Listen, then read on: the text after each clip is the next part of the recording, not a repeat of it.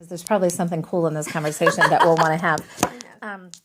There's something about children that resent having boundaries without realizing that the coolness, the magic is how you can use those boundaries to generate. And since you and I play right here, they're able to do this easily. Yeah.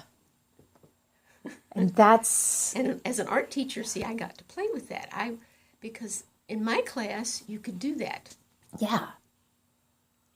Because there weren't rational boundaries in what you were thinking or imagining or whatever. You could play back and forth or mix them all together.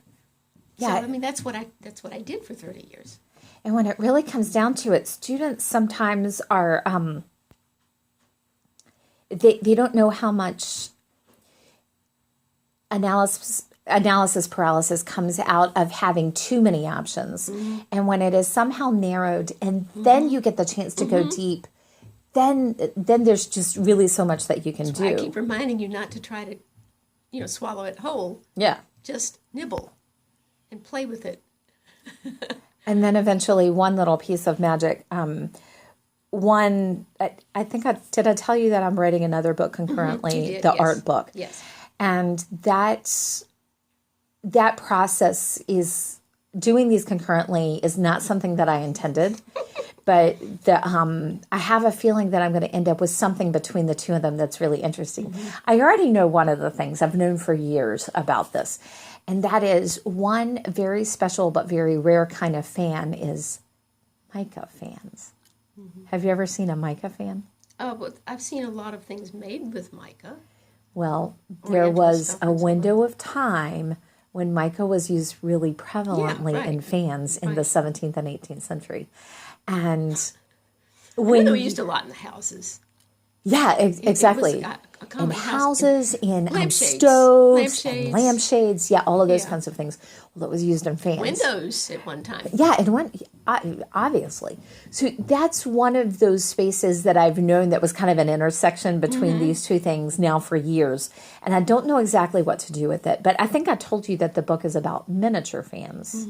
So the idea is that at some point I'll probably actually make miniature mica fans, which nobody else is making. Why not? And we have access to mica. Oh, yeah. If you don't have access to mica, it's crazy. Got some of the best mica in the world. But if you have access to mica, it's like, okay, this would be like a really interesting. There's something about that. With a microscope, in the last few years, I had a friend that I got here working on it, discovered a new mineral in the mica. In the mica? In the mica. The crystals were enclosed between the layers. And of course, with a microscope, you could slice it really thin, peel the layers and put them on the microscope, and there were the crystals. In between the layers. They had formed. And see, the way my brain thinks is it's already mica is mica. It's a big crystal. Mica's a crystal. Exactly. It's one big layered crystal. And in between layers were these beautiful little red crystals. Unreal. Red crystals. Yeah, red crystals. What are they composed of? They're it's a manganese form of columbite. Wow. It's a different species, of course. That's But crazy. I know. So the mica there's really good. So literally some of the mica that I have at my house. It's probably full of neat stuff. Okay. Mind blown. Remember, very excited. Never take anything for granted. Yes. You make no assumptions. That's my big rule is don't make assumptions that this is this and that's that. Because you miss out. Because the world is a lot more fancy, complicated, and baroque than you could ever imagine. Wow. This is cool stuff. Okay, I'm going to stop this one.